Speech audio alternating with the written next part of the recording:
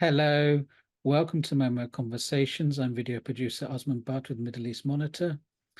The book of Joshua is the sixth book of the Hebrew Bible and Old Testament, as well as the first book of the Deuteronomistic history, and it tells the story of the Israelite conquest of Canaan and goes up to the Babylonian exile.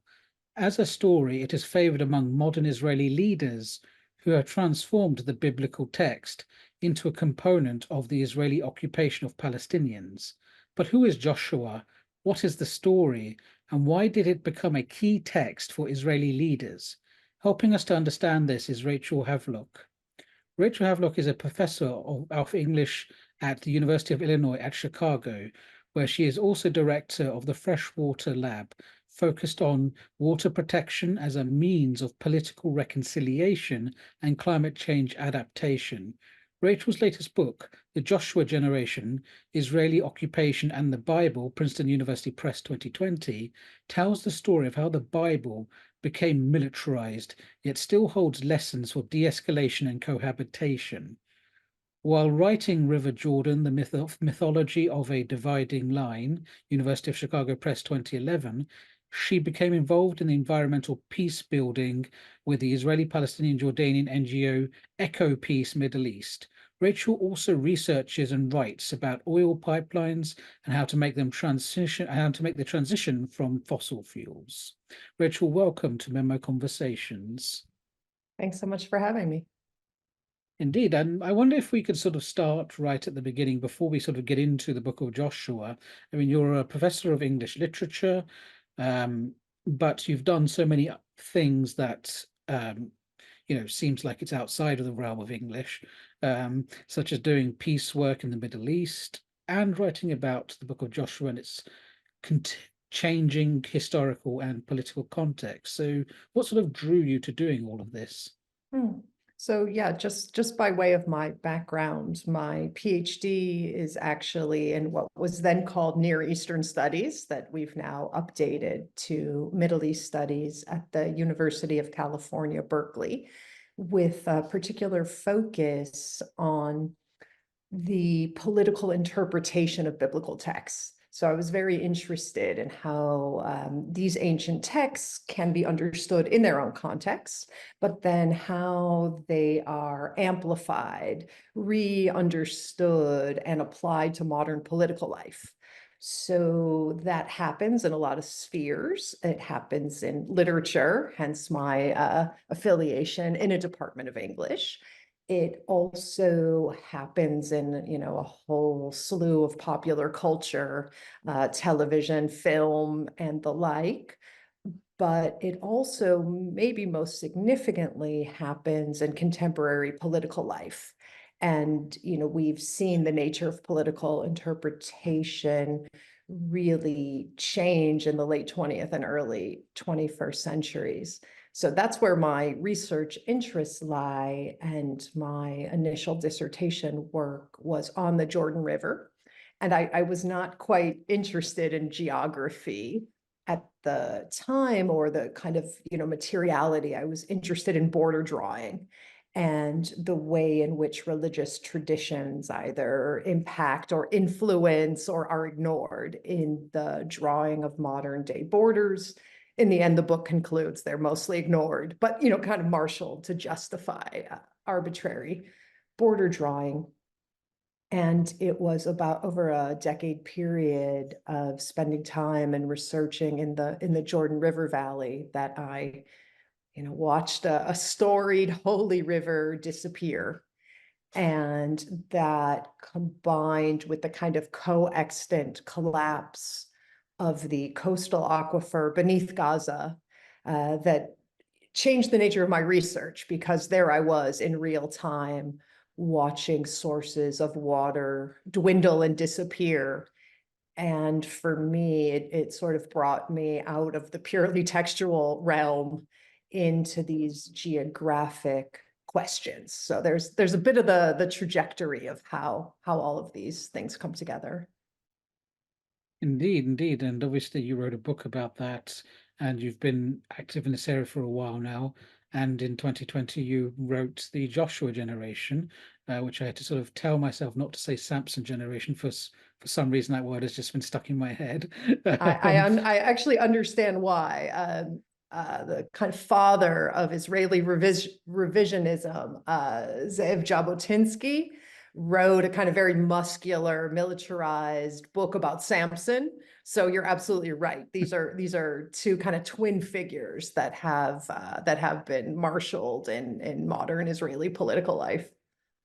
Indeed, indeed, indeed. And it's a very, I mean, it's a very good book. It was surprising to me in some ways because I wasn't sure what to expect when I opened it up.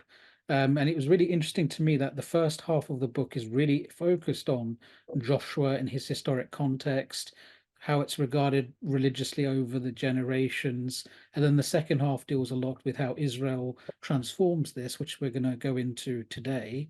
But it was a really fascinating book in that regard. It felt very evenly balanced in its research. So you're giving as much time to the historic context as you are to Israel's adaptation of it. So that's my sort of reflection. But I think we should start right at the beginning. Before we sort of talk about the history of what we know about the book of Joshua, because obviously history is an important component. I wonder if you could just introduce us to who Joshua is and what's his story. The biblical Joshua is probably, from a character point of view, one of the flattest characters in the entire Hebrew Bible. Joshua is the successor to Moses. So Moses, well, again, depending on your interpretation, either perishes east of the Jordan River or achieves a kind of immortality. These are a lot of debates around that.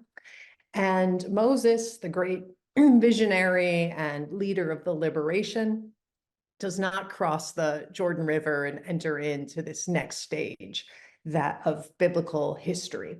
He appoints a successor to do so. So Joshua, who is the successor of Moses the prophet, is never named a prophet.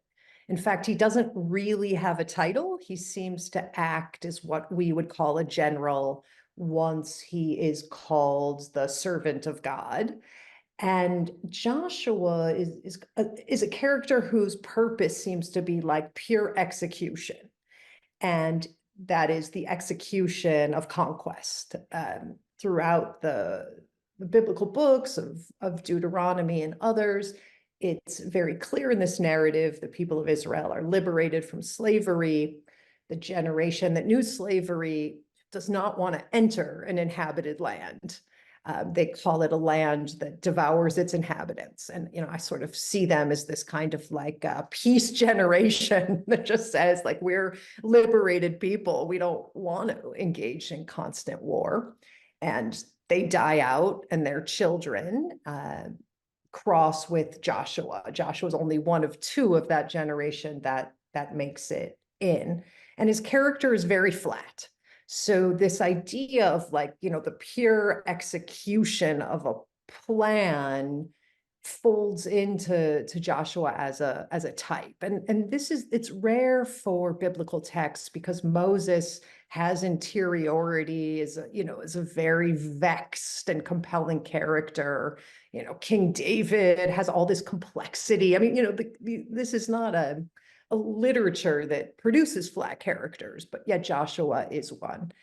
And what we have in the book itself that's named after Joshua, it has a little bit of a lesser status in Jewish tradition. The 5 books of Moses, that's the core of the Torah that has a kind of an authority and influence. And, the section in which the book of Joshua appears has less authority, is not as central, but a biblical book all the same. And so the book itself narrates the first 12 chapters, this really gruesome ancient conquest, allegedly an extermination of all the peoples who are there. But as I urge in the book, it's really important for readers to go to the second half of the book of Joshua. It doesn't have battles. It doesn't have the same drama of war. It's rather boring. It's about the allocation of territory and borders. And yet, when a reader moves on to that second half of the book of Joshua, there are many surprising conclusions, the core of which is the fact that all of the peoples allegedly exterminated in the first half of the book of Joshua are all still there. And so we see a very different depiction of ancient reality, which is not endless conquest and war and extermination, but rather a whole host of tribes and clans and groups who are living in the same land, overlapping, skirmish and war was very much a part of the ancient world as it is ours. So I'm not going to say it's like a beautiful utopia. There are contests over land and water and the like, but we see, this very complex overlapping place of really multiple peoples and multiple groups. And the figure of Joshua is still there in that section as well. Indeed, indeed, indeed. And what do we know about the book of Joshua from a historic point of view? Because obviously, with the thing about the five books of Moses and the Torah, even the Bible generally, is obviously you have literary components. It's a very big influence on literature. You have moral, metaphysical components, but they are also, in their own kind of way, history books. They're telling a story, they're telling a history. Now, of course, trying to uncover whether Bible stories are actually true has proven to be a lot harder, and quite possibly many of them may not have occurred based on archaeological evidence. And there's also a lot of question marks over, who's authoring these biblical texts that we're reading, because it comes out of certain literatures written by rabbis and these traditions. So what do we know about the book of Joshua in this light? Right. And let me just, qualify that I'm speaking here from a scholarly perspective. So, for people, it is rather an authoritative religious stance that these books were revealed. So I want to indicate my methodology so that listeners to understand that for people who aren't necessarily coming from a scholarly historical point of view, this is revealed and is the word of God. But again, I'm coming at it historically and from a scholarly point of view. And this scholarly point of view admits to the fact that, like all written language, there are authors here. And so we do know that the book of Joshua is part of what scholars call, so you're never going to open a Bible and find this word. This is a scholarly term, but it belongs to what scholars call, and they also debate it, the Deuteronomistic history. And these are a set of biblical books, exactly as you mentioned in your intro, that span from the book of Deuteronomy and Moses all the way to the destruction of Jerusalem by the Babylonians and the exile of the Judeans. And so it seems, and again, this is very debated by scholars, that these books of Deuteronomy are ultimately compiled and written by a set of scribes who are either working for the monarchy or are royalists themselves, right? This is a group that likes centralization and they like the monarchy. There are other groups that we can identify speaking in biblical texts.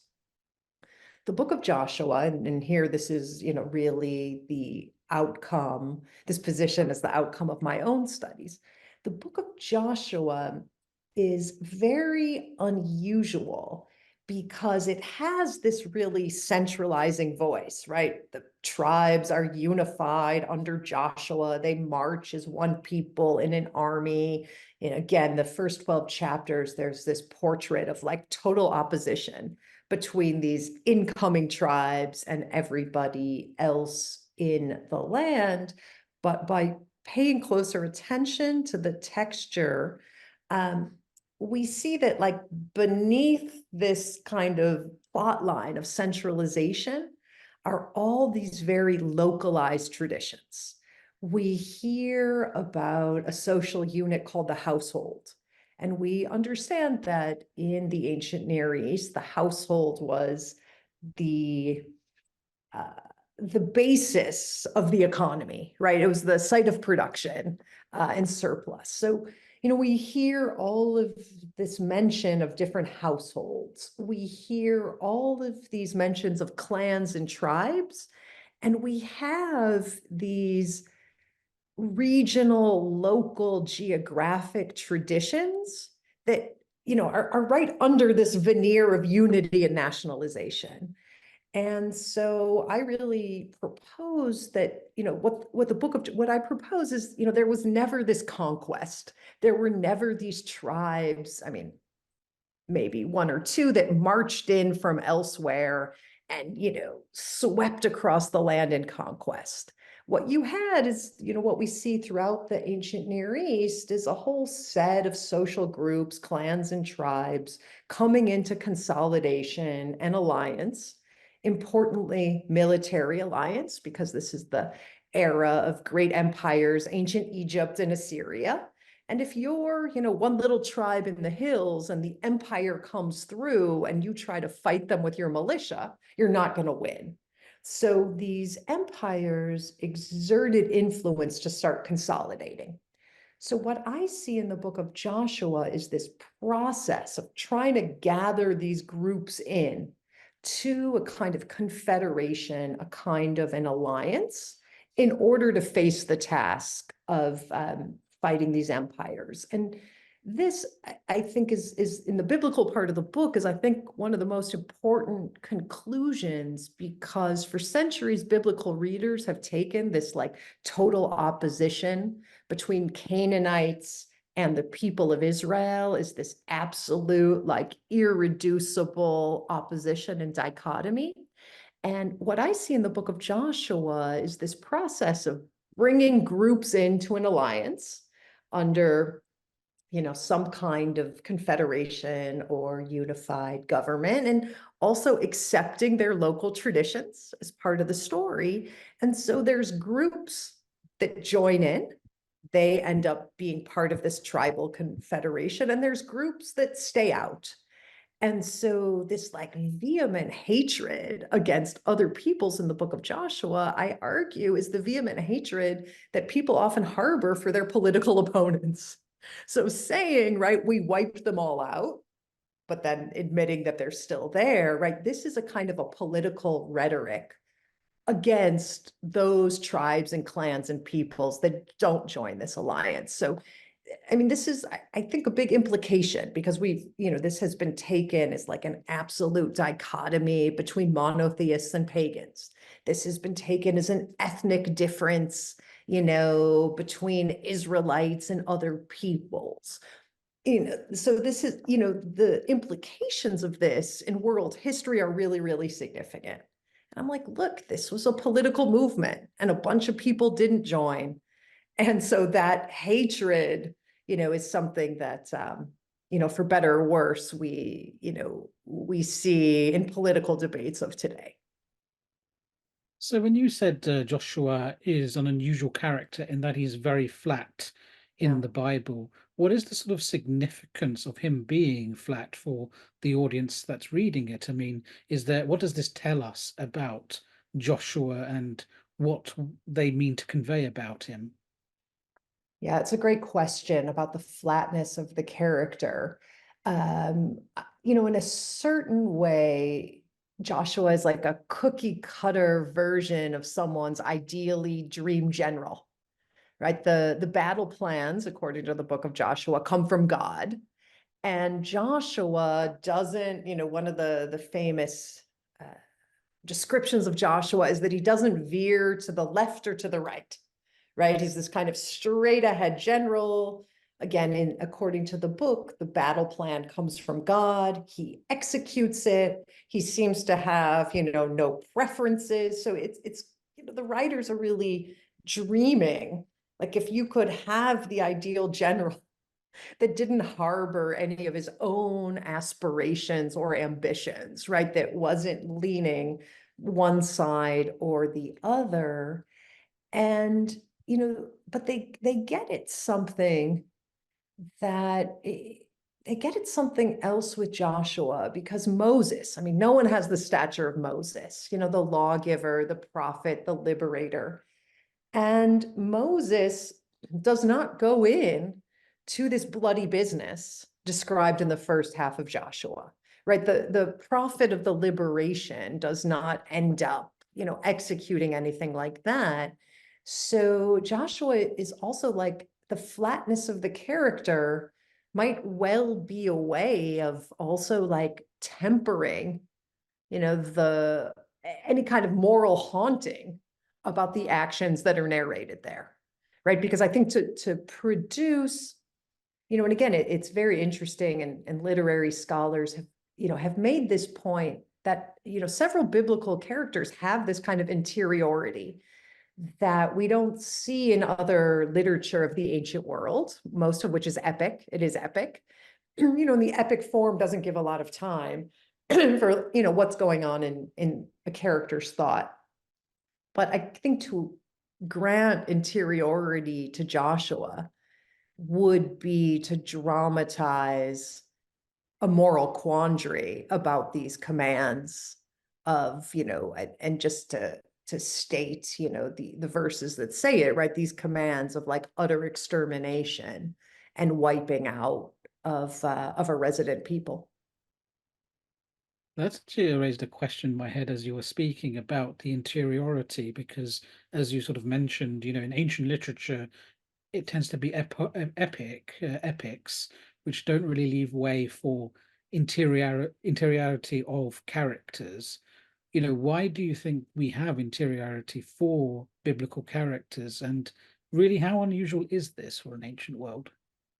It's completely unusual for the ancient world. Literary scholars of the Bible have, seen some of the first stirrings of the form of fiction. And there's a big question here, because the writers of the Hebrew Bible, they do invent prose narrative, right? It's not something that exists in the ancient world. The ancient world is a world of epics, whether those are the Ugaritic, Canaanite epics, or the Greek epics. So they come up with this form, and it's a great way to start any seminar. Like, why? Why do they come up with fiction? I suppose a simple answer, I don't find it totally satisfying, but that the same writers are trying to come up with new descriptions of the divine, right? This is also the emergence of the monotheistic idea. And so if you are conceiving a different description of God, you're not going to take up the same genre as people who are celebrating many gods. So many people say they come up with prose narrative for this reason, because they want to start moving towards thinking about a singular God. And they've posited that maybe prose narrative in and of itself enables this form of interiority, right? Maybe the nature of verse that is so focused on the form, and also, right, epic, I believe, definitely begins in oral traditions. It's in rhyme and in verse, so that the great storytellers could remember it and perform it at gatherings. And so maybe there's something about prose narrative, unconstrained by the form of verse, that lends itself to not only external descriptions, but getting at human interiority. Indeed, indeed. And it's, I think a lot of English literature, you can see the origins through biblical narratives. I think it influences it quite greatly. I mean, English specifically, you have the King James Bible translation, which plays a huge role in the development of English literature. And if that was our subject today, we would be going into further detail on that. Yeah, we could have a great time on that, but yeah, indeed, indeed. So I want to now take it to, because the way I've sort of phrased the question here is to talk about how the book of Joshua down the ages before we get to Zionism and modern Israel was Mhm. received and understood and related to by Jewish communities and Christian. But I think we should split that up between Jewish and Christian because they're not necessarily going to have the same reaction. So for the Jewish community before Zionism, how is the book of Joshua? What's the significance of the book of Joshua? How do they receive it? What role does it play in their religious life? So in the history of Judaism, which is largely a history of living in diaspora, the book of Joshua is probably one of, if not the most insignificant biblical book. And so, the kind of popularity of Joshua in Jewish interpretation and Jewish life, it really, rises and falls with questions of political sovereignty. So we have the biblical book. It's definitely an older book, I think from around the 8th century BCE. The book also comes into popularity during what we call the Second Temple period, right? This is like the second period of ancient Jewish sovereignty um, in the land. And so when you have a Jewish kingdom, this is following the uprising against the Greek Empire. There's this kind of like brief period. And so there's a lot of talk of Joshua, right? Having an army, this kind of unity. So that's like a kind of a moment when Joshua is talked about quite a bit in Jewish interpretation. Then we have in the 1st century CE, the Roman invasion, the destruction of the temple, the exile. And you have this product or, this process rather of adaptation, right? The Hebrew Bible is tied to the calendar, to the seasons in the Levant, right? It imagines pilgrimages to the temple. And so with the scattering of the people, the whole question is this whole thing going to fall apart? It doesn't end up falling apart. There is the project of adaptation. And, in many ways, this is the project of Judaism. And so the holidays of Judaism initially formed in relationship to agriculture and seasons. It all gets adapted to practices and laws and communal behaviors that can be performed anywhere. And this becomes rabbinic Judaism, right? This adaptation that the rabbis make into books in Judaism called the Talmud and the Midrash. It's a whole interpretive project, and it doesn't really end. The idea is interpretation keeps it ongoing. Well, Joshua becomes an embarrassment at this time, right? Beginning in like the 2nd century of the CE, all through all the way up to the 19th century. Why? Well, because now Jewish communities exist nested in countries that, have other sovereignties. And so a book about a military conquest is not going to do anybody any good in this situation. And also the idea is that there's not going to be, uprising and conquest and return to the ancient land, right? There's going to be the project of practicing Judaism wherever people are in the world. So Joshua is an embarrassment. And the whole weight really leans towards Moses as a lawgiver, right? As the exemplar of, presenting law. And Joshua becomes a footnote in the readings in synagogues. The book of Joshua is hardly read. The book of Joshua was not studied, not really interpreted, and not thought about very much at all. Here and there'd be some kind of like apocalyptic movement that wanted to go back to the land, and they'd use Joshua as a template. But in mainstream Judaism, again, we're talking about like 2nd century to 19th century, the book was not really read, not really pondered, had very, very little importance. And it's the Christian understanding of the book of Joshua isn't incidental to that as well, because Christian readers take Joshua as a forerunner or a kind of precursor to Jesus, right? Their name is the same. Jesus's name is really Joshua in Hebrew. And so they see Joshua, someone who crosses the Jordan River, enters the promised land. They say, okay, Joshua, does these actions on earth that Jesus takes to a celestial level. He baptizes in the Jordan. He brings believers, right, to the promised land of the heavenly realm. So there's a very, very strong identification in Christian thought of Joshua and Jesus.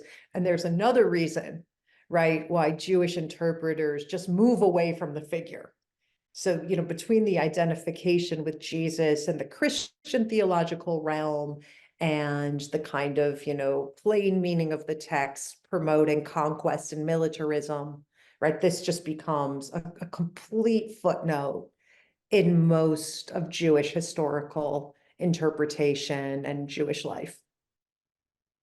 Indeed, it's but as we've sort of moving forward now into the sort of modern period, it does get rediscovered in a sense by Ben-Gurion, right? And in your book, you start talking about a study group that he sets up in his home, I believe, where, other people, particularly other ministers and others, come and they sort of debate these different books. And the book of Joshua emerges as a very interesting book to them, which, on the one hand, it's kind of an interesting thing to think about a world leader spending his time in a book reading club, but Yes, sorry. yeah, sorry. And but what is it about? So what happened during these circles? How did Joshua become a thing that they became interested in? So yes, the book of Joshua, its revival is completely tied to the rise of a modern Zionist movement, right? Because suddenly, the whole question is like, what is this land and how do we understand it? And, the whole idea that sovereignty depends on war, right? The book of Joshua, and we'll get to Ben-Gurion's study group because that's what's really important. But as just starting in the late 19th century and through the whole period of the end of the Ottoman Empire and beginning of the British Mandate, when you do have Jews immigrating to Palestine and thinking we want to not only be residents here, but we want to establish, some communal political constellation here, it's quite disorienting. They're immigrants to a place that they know from prayers and texts. And so the book of Joshua, also because it has the second half has all these place names and all these descriptions of borders and mountains and springs. And so, for these early Jewish nationalists, they like come to the place and they use the book of Joshua almost like an atlas. Where are we and what should we call it? And Ben-Gurion, who becomes the first prime minister and minister of defense of the state of Israel, is among that group. And Ben-Gurion is a fascinating figure. He is, of course, a Zionist, a political nationalist. He's also a socialist, very, very secular, and also a really like voracious reader across religions. Like there's, somebody else one day could look at like Ben-Gurion and Buddhism, So, Ben-Gurion comes to the book of Joshua as a secular nationalist reader. And he starts taking it almost as like a template for how do you establish a Jewish army? Like, what do you call places, right? What does sovereignty look like? And there's two scenes before his study group that are really worthy of mention in this kind of, modern day rise of the book of Joshua, is that on the eve of statehood, when the proto-Israeli government knows that a war is coming, Ben-Gurion has this ceremony where he creates the army. He tells everyone to throw off their diasporic names, to pick Hebrew names from the Hebrew Bible, preferably the book of Joshua. And he begins to create units of the Israeli army with the language of Joshua. And this might be the place, this anticipates what's coming, but this might be the place to say that in Hebrew, the word for the occupation itself, kibush, is a word derived from the act of Joshua's conquest. So like even in the word itself of modern day occupation, and that's kind of what brought me to this book, right, is that like the two become entangled in language. So Ben-Gurion creates what becomes the Israel Defense Forces, with this impetus from Joshua. And, quite a few battles of the 1948 war are named after battles in the book of Joshua.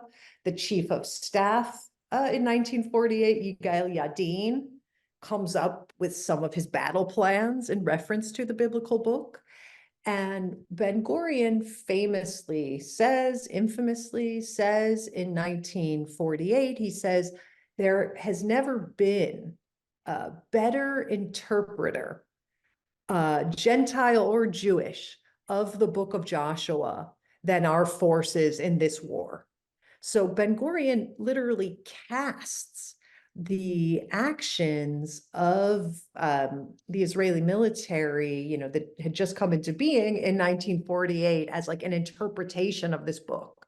And so Ben-Gurion gets it in his mind that the project of modern Israel is like a reenactment of the book of Joshua.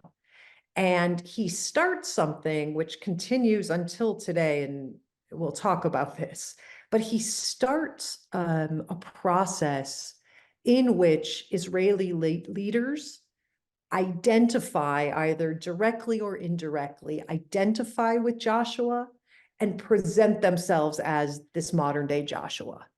And so Ben-Gurion does this in his own writings. He calls Theodor Herzl, this kind of early Zionist writer and activist, Moses, implying that he's Joshua. And as we can talk about after, this goes on and on and on, with the kind of militarism becoming increasingly more intense. So that's kind of the background on Ben-Gurion and Joshua, particularly in 1948. Jump ahead 10 years later, it's 1958. There have been 10 years of modern Israel. The Palestinians within the state at that time still do not have citizenship or rights in 1958. And the country is preparing for this celebration of 10 years of its existence. And Ben-Gurion looks around because in those 10 years, there was also a massive, massive project of immigration of millions of Jews from all over the world to modern Israel. And I mean, although they pulled it off, it was not without many strains and not without some pretty severe stratifications based on class and Jewish ethnicity, by which I mean Jews from Muslim countries in this absorption project received demonstrably worse treatments and benefits than those from the West and Christian countries. But okay, Israel has absorbed millions of people. You've got this kind of polity of Jews, and Ben-Gurion looks out and he says, okay, but what do we have in common, right? We, Jews from all over the world have different ethnicities. They're all Jews, but they have different interpretations of the same religious practices. They speak different languages. He says, okay, their kids all go into the army, and this becomes a unifying force, but our society is, diverse and fragmented. So Ben-Gurion at this 10-year mark wants to give this young nation a narrative, a central narrative. And he searches for what it should be. And he decides that the unifying narrative is the book of Joshua. And there's one more layer to it, is the 1948 war cast in the language of Joshua.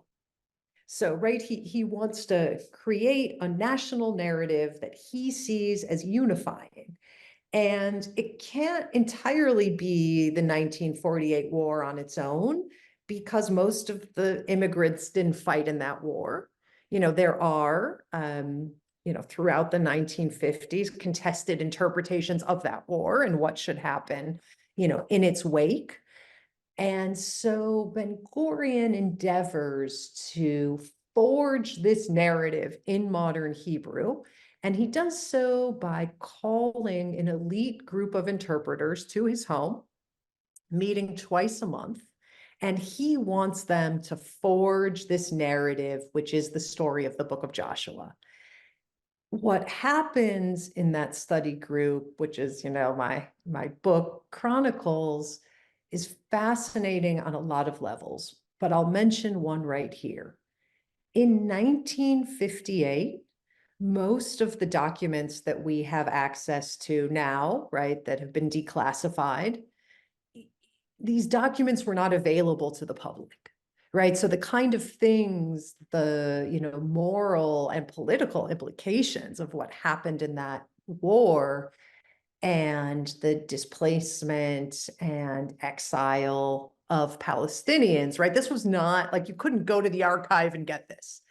And so, the war lived in the Israeli psyche. And honestly, I'd say, in a lot of the psyche of world Jewry and beyond is this kind of like mythic event. And Ben-Gurion adds to that because, and again, the people who met at his study group weren't incidental. They were ministers, justices, members of the military, people in leading ranks of universities.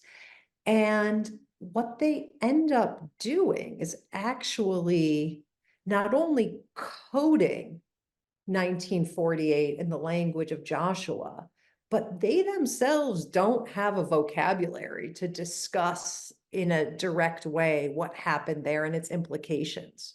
So they also are like working out what happened in 1948 and how to present it to the public in this narrative. And so in 1958, with the celebration of 10 years of Israel, this kind of becomes the public narrative. And the way in which, and there's still remnants of this today, and I'll even admit, this was part and parcel of my own education. So that a lot of this book was me like disentangling what was 1948 and what was the book of Joshua and why in my mind were they so fused. And so this kind of like mythic, legendary, justifying move of publicly disseminating the narrative of 1948 gets coded in this modern day interpretation of the biblical story. Indeed. And how, now moving a bit forward, how has the lives of Palestinians been impacted by these interpretations of the book of Joshua, and how does it help us understand what has been happening to them through the occupation? Yes. Yes. For Palestinians, this narrative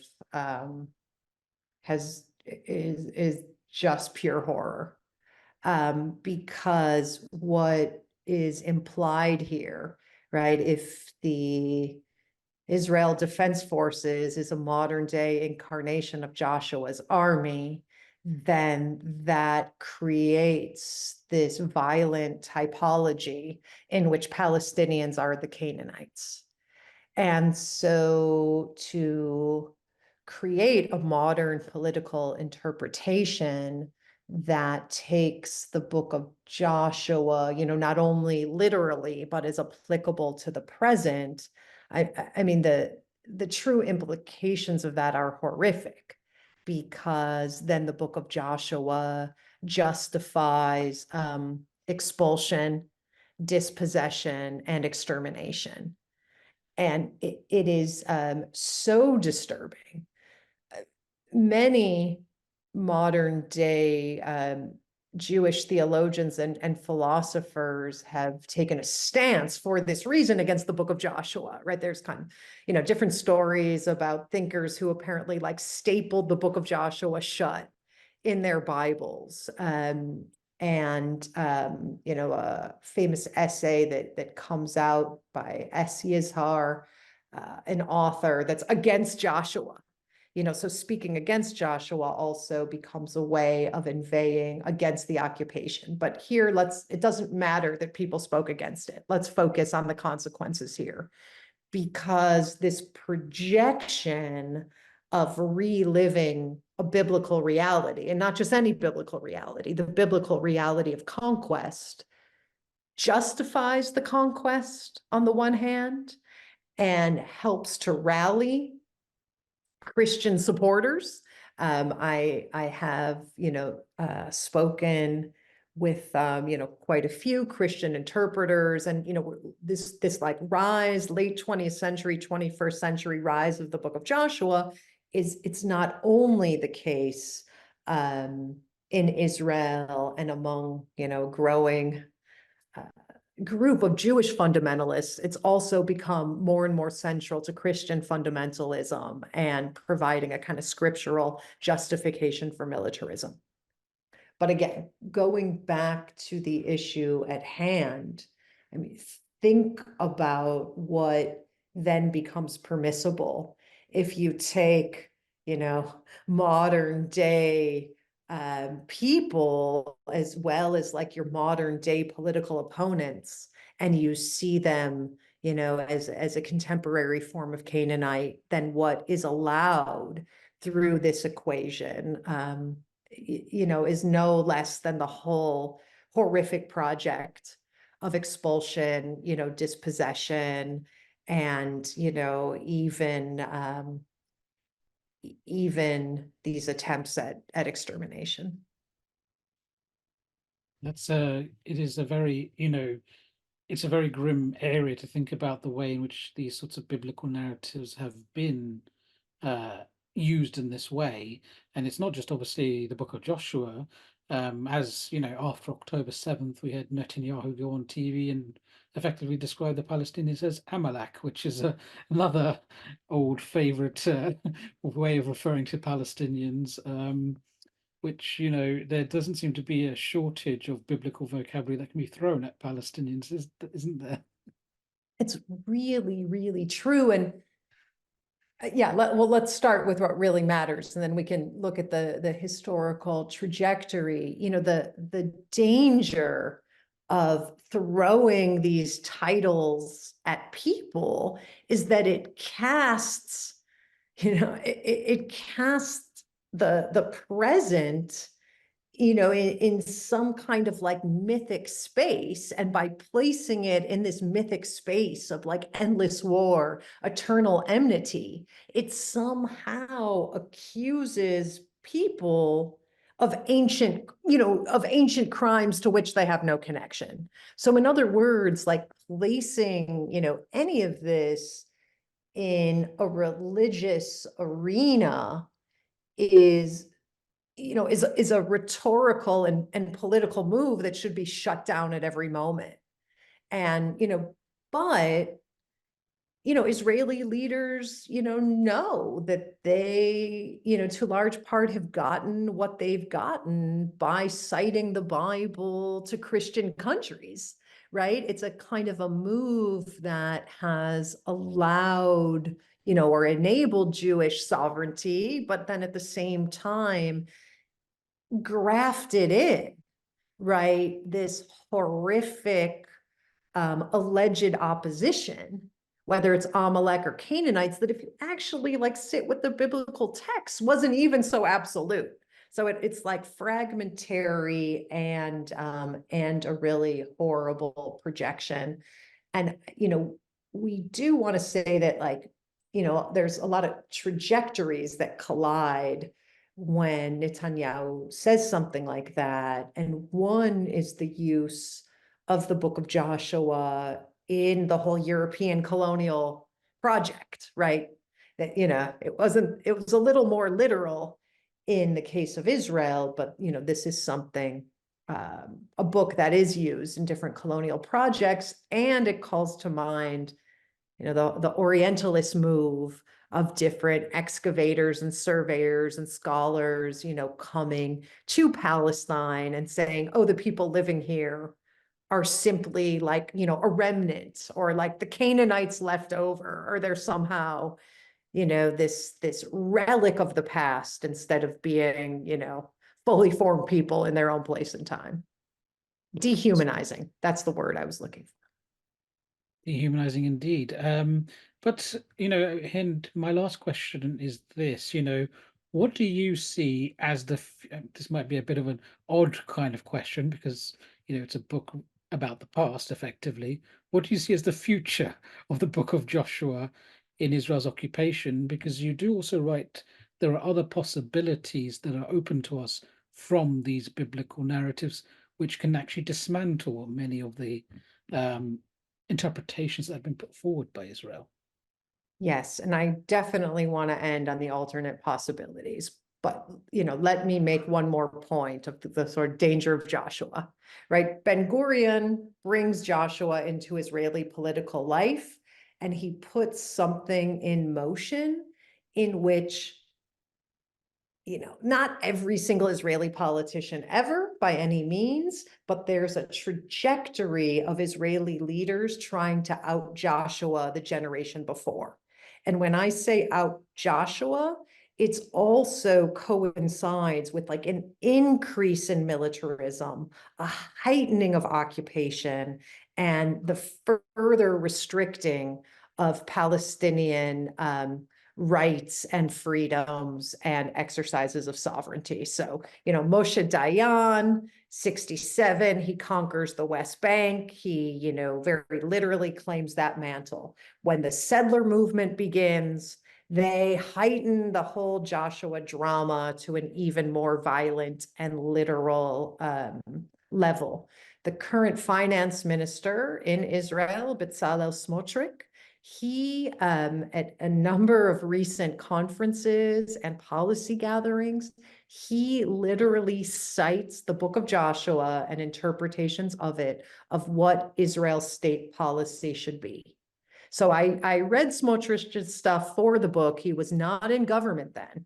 I foresaw that this could get really worse. I didn't quite, foresee that he would be in, but we are at a Joshua apex of a disturbingly violent, oppressive, and truly, in the world of like modern complexities, it's unacceptable what's going on. So we're at like this kind of like Joshua apex that coincides with the unfolding horrors of Gaza, and it's not incidental. I mean, it's like the worst thing to have predicted, that this could only get worse and to be where we are now in 2024. But I also don't want to like cede the book to them.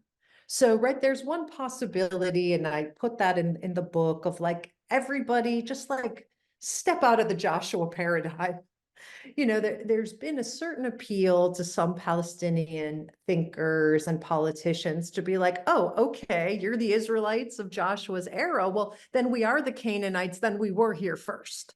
And I think, again, this whole typology is not productive, for figuring out really complex issues of, quite honestly, resource sharing and survival and polity. So, right, the one best solution is like, forget this book. Let's go back to like dropping it from the discourse and certainly expunging it from political discourse. And, if you're talking about a policy of trying, right, to exterminate people, dispossess them, and somehow like bring them to an end, don't talk to me in the language of Joshua. Say what your actual, real physical aims are. Put it in the bare, naked, violent language, that is a correct representation. So on the one hand, like, let's throw out the whole thing.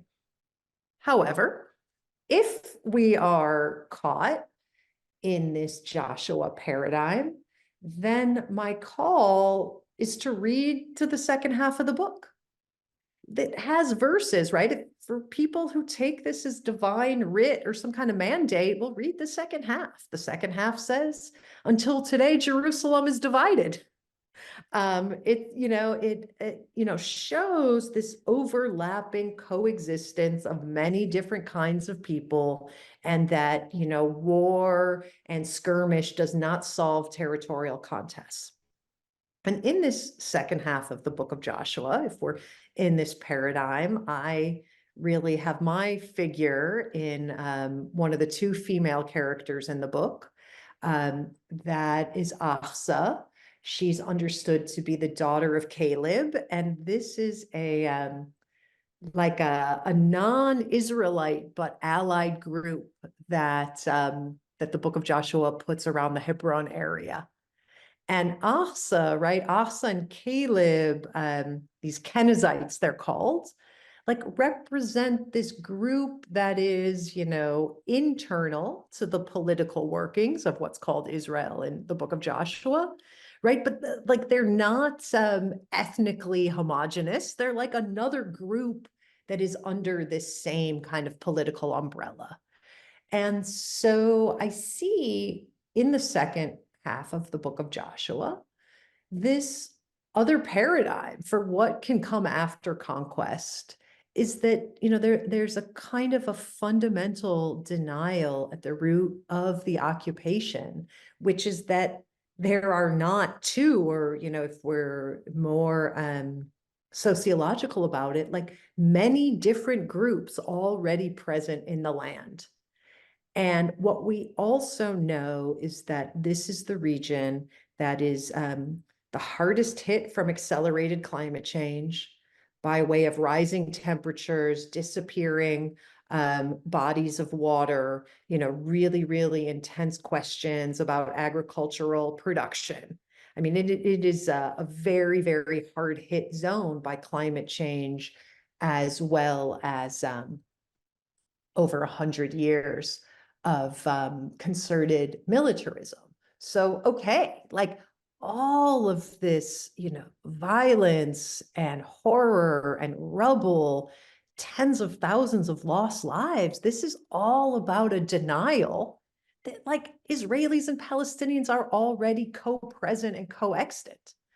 And I mean, the level of trauma and grief, it seems, I don't think this is something that like can emerge easily, but like, how far is this denial that there's somehow like a contiguous nation there? Like, how far can it go?